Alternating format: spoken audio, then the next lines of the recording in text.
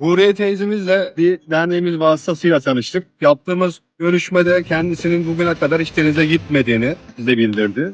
Biz de konuyu Sayın Başkanımız Tanju Özen'e bildirdik ve hızlı bir şekilde bu deniz etkinliğimizi başkanımızın talimatıyla gerçekleştirdik. Yaşım 76.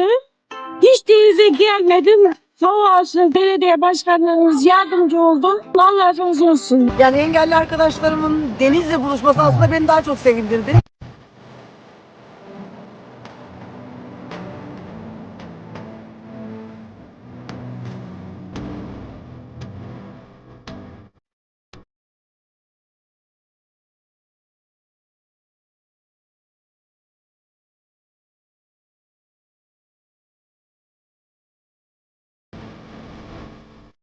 Yanlış.